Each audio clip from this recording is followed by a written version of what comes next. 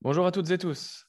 Bienvenue dans ce troisième épisode du podcast Allo Réseau proposé par IMT Minalbi et l'association Minalbi Alumni. Aujourd'hui, nous parlerons d'année sabbatique avec Adrien Tanguillet, alumni de la promotion 2013. Bonjour Adrien, je te laisse, Bonjour, je te laisse te présenter. Est-ce que tu peux nous dire un peu plus sur ton travail, ton lieu de vie actuel ou toute autre information que tu as envie de partager avec nous? ça marche avec grand plaisir. Donc je suis Adrien Tanguidé. J'ai été en effet diplômé en 2013 de l'IMT Mindalbi dans l'option IMAS. Suite à ça, j'ai travaillé un peu chez Decathlon dans la R&D.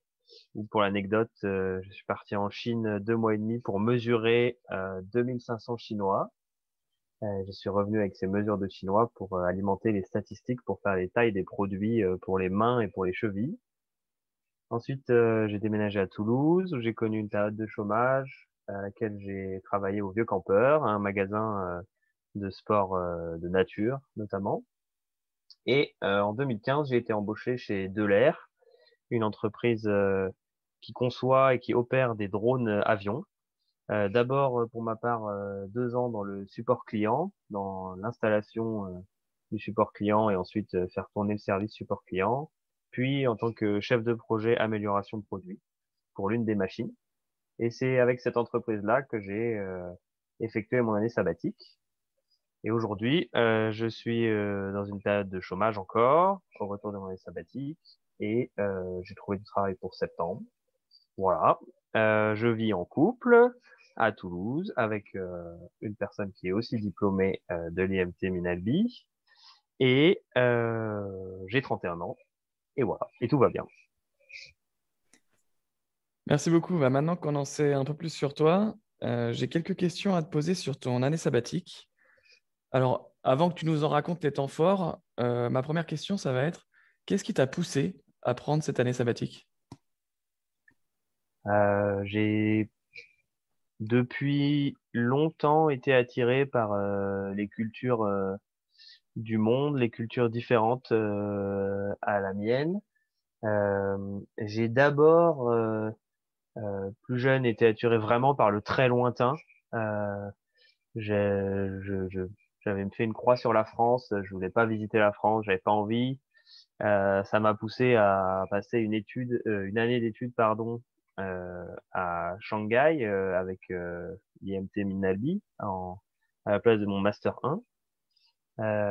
Et ça m'a redonné envie ensuite de partir pour le travail avec Decathlon et ça m'a redonné ensuite envie de partir une fois le travail terminé, me balader. Et donc j'ai toujours eu en fait cette petite fée du voyage dans la tête. Une fois rentré de ces voyages et en ayant fait quelques autres avec mon épouse, j'ai eu envie de prendre un peu plus le temps de voyager. J'ai voyagé pour 2 semaines, j'ai voyagé pour 3 semaines avant. C'était super chouette, mais à chaque fois, c'était vraiment des bulles temporelles. Euh, on prend le train, on prend l'avion, on arrive à un endroit, on profite, on rentre et on reprend la vie telle qu'elle était 3 semaines avant. On fait un livre photo et voilà un peu à quoi se résument les vacances. Donc j'ai eu envie de ça. Euh, En 2018, je me suis marié.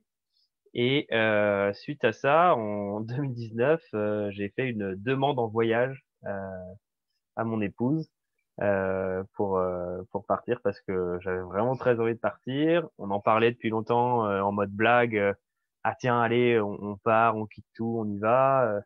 Mais en fait, pas vraiment quoi. On prenait pas les choses au sérieux. Et puis un jour, voilà, j'ai proposé ça. Elle a pris le temps de réfléchir et puis elle a accepté.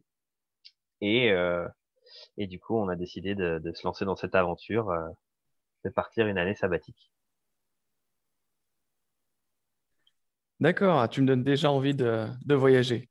Et du coup, vers quelle destination est-ce que vous êtes allé? Quel pays vous avez pu voir?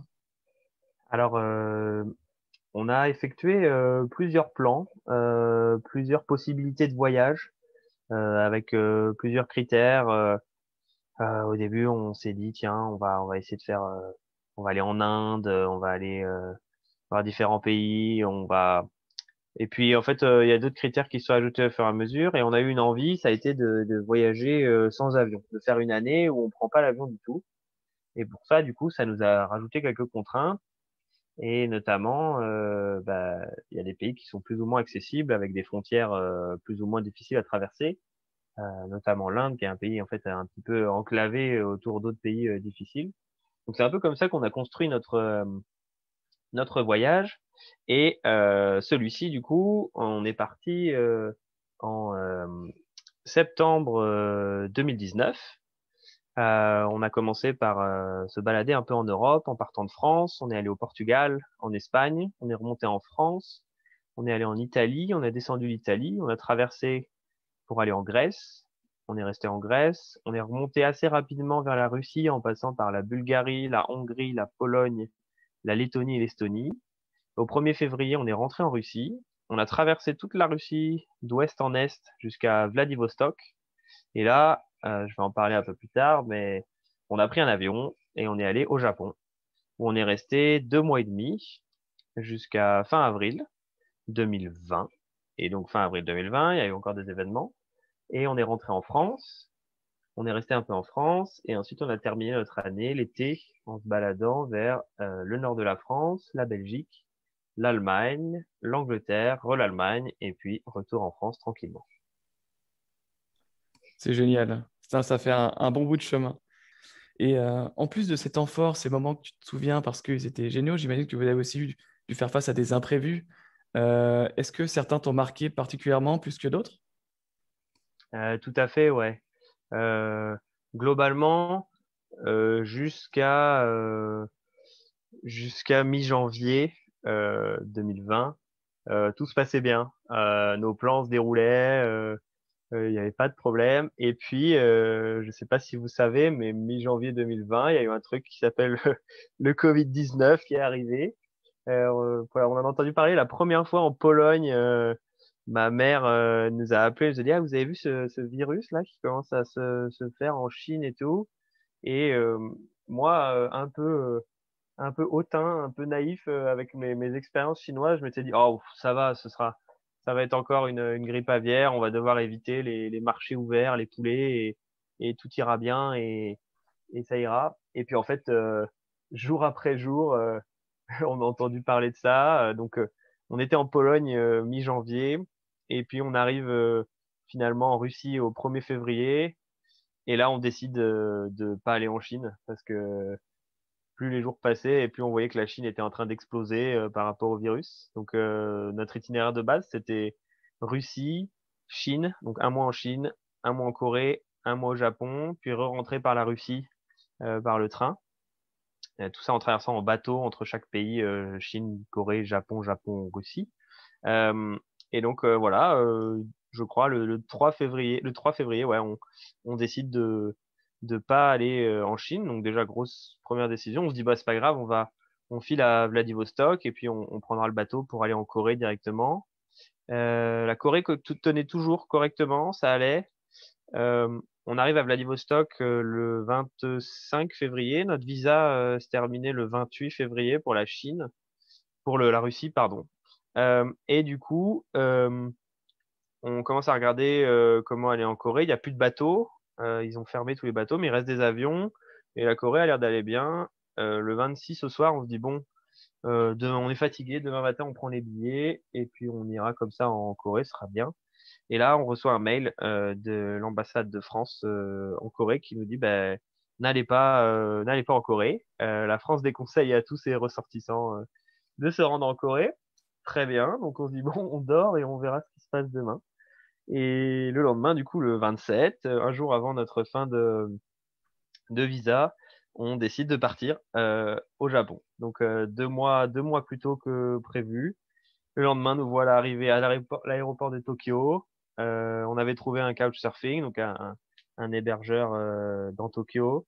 On est au Japon, on est le 28 février et voilà, on n'avait pas du tout prévu ça. Donc en 4 jours, on a changé plein de choses, mais on l'a fait toujours vraiment avec la bonne humeur et je crois qu'on a vraiment adopté la philosophie que ça pouvait nous arriver et que on est d'accord avec ça et que ça fait partie du voyage. C'est génial. Merci beaucoup d'avoir partagé cette aventure avec nous. Et j'ai une question. Si tes alumni qui nous écoutent hésitent à partir, par exemple, en année sabbatique, qu'est-ce que tu leur dirais? Alors, je leur dirais que si ils hésitent parce qu'ils pensent que c'est pas le bon moment ou que c'est pas la bonne période, ils ont un travail depuis pas longtemps, ou ils viennent d'acheter un appartement, ou ils viennent d'arriver dans une ville, il y aura jamais de bon moment pour partir. Euh, il y aura toujours l'idée que plus tard ce sera mieux. Il y aura toujours l'idée que la situation sera plus simple. Mais si vous avez envie de partir en année sabbatique, que vous en avez la possibilité, que vous avez, que vous pouvez calculer un budget qui va correspondre à vos envies, parce que on parle d'année sabbatique, mais on peut aussi très bien partir pour 3 mois, on peut très bien partir pour 6 mois, pour plus, et ça en fonction de son budget, de son envie. Tout le monde n'a pas envie forcément de quitter ses amis, sa famille pour un an. Franchement, si vous avez envie, vous pouvez lire des récits de voyageurs. Il y a des blogs qui existent. Il y a un super site qui s'appelle tourdumondiste.com qui donne plein d'infos aux gens qui ont envie de partir en année sabbatique, que ce soit des infos concrètes sur l'argent, l'assurance ou sur pourquoi partir, dans quel pays partir, comment partir. Et il y a plein de gens autour de vous qui sont sûrement déjà partis.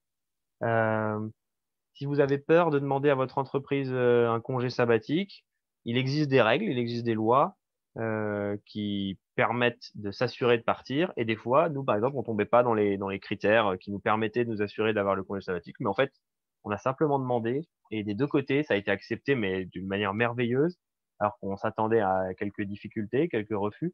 Et en fait, pas du tout. On a été agréablement surpris des gens qui voulaient pas du tout, eux, partir en année sabbatique, mais qui nous ont dit, mais c'est génial, allez-y, faites-le.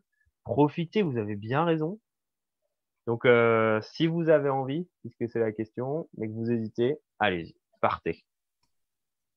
Merci pour ces conseils. Et une question que j'entends régulièrement et que je me suis posée moi-même, c'est est-ce que je pars tout seul ou est-ce qu'on part à deux? Et donc vous, avec ton épouse, vous êtes partis à deux. Et aux personnes qui peuvent se poser cette question-là, est-ce que tu aurais des conseils ou qu'est-ce que tu pourrais leur dire? Ok. Euh, J'avais déjà voyagé un petit peu tout seul sur des périodes d'un mois et demi, 2 mois.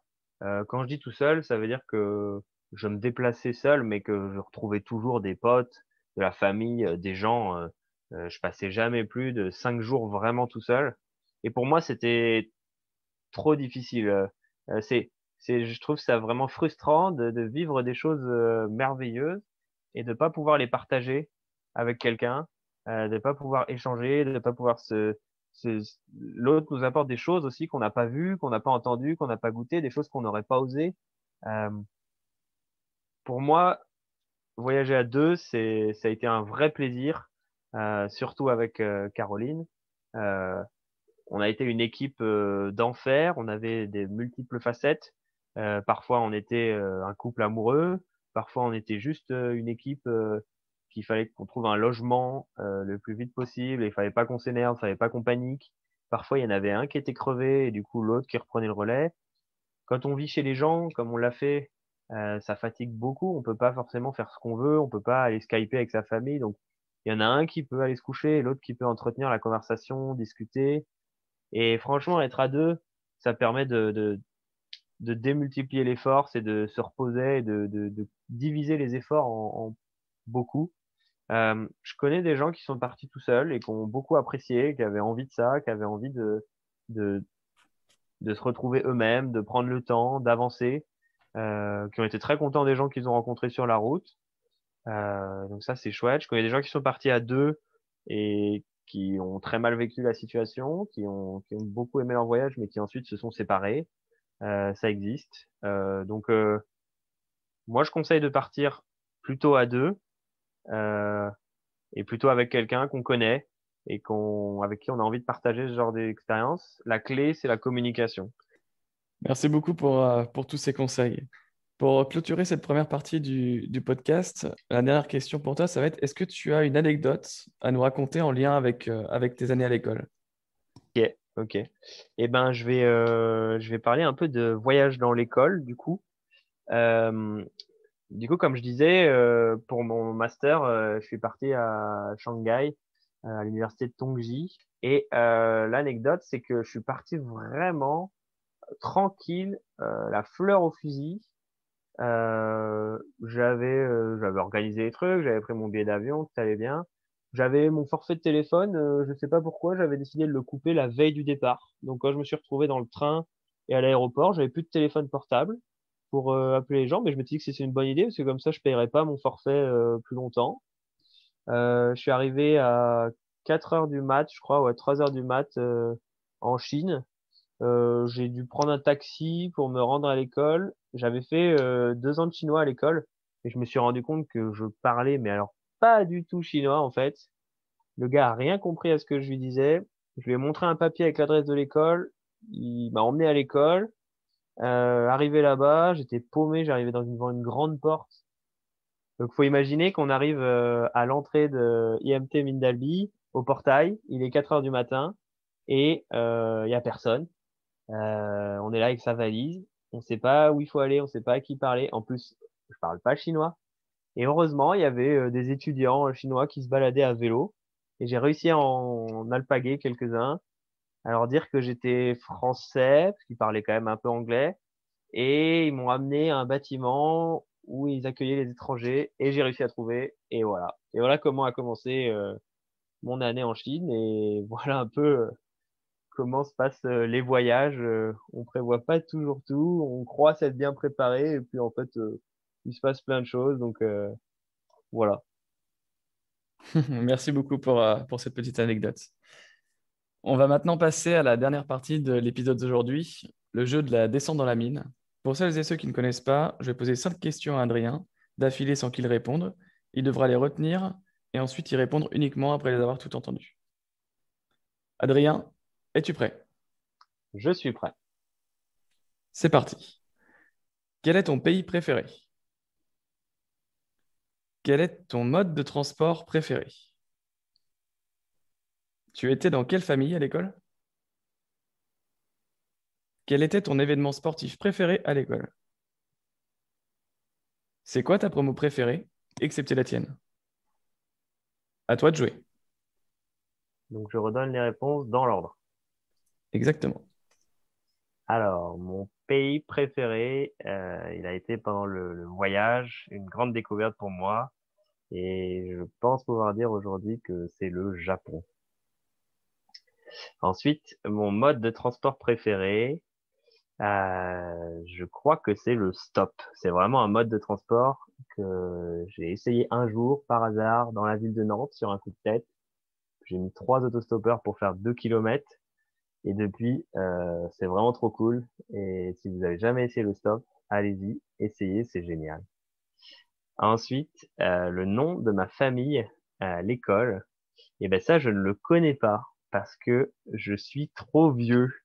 Et du coup, avant, il n'y avait pas de nom de famille et je n'en ai aucune idée. Alors, si quelqu'un me connaît, si quelqu'un m'entend dans ce podcast, je veux bien connaître mon nom de famille. Je suis Adrien Tanguidé et je suis un IFIE 2013. Ensuite, quel était mon événement préféré à l'école? Je crois que ça a été de vivre le cartel des mines en 2009, je crois, ou début 2010, peut-être début 2010, qui est venu à Albi. Et ça a été 4 jours de fête et de sport génial, où on a accueilli les différentes écoles. Et c'était vraiment du pur kiff pendant 4 jours. Et enfin, ma promo préférée, à part la mienne, allez, je vais être un peu romantique et je dirais la promo 2014, puisque c'est celle où j'ai rencontré mon épouse Caroline, avec qui je vis encore aujourd'hui. Eh ben, bien joué pour toutes ces réponses et merci en plus d'avoir partagé les petits éléments de réponse en plus avec nous. On arrive à la fin de ce troisième épisode. Merci Adrien d'avoir participé et partagé ton incroyable expérience avec nous. Merci Merci à vous deux de l'avoir organisé, c'était super chouette. avec grand plaisir. Merci à toutes et tous de nous avoir écoutés. On espère que ce format vous plaît toujours. On se retrouve le mois prochain pour le 4e épisode de votre nouveau podcast Allo Réseau. Bonne journée, bonne soirée ou bon week-end à toutes et tous.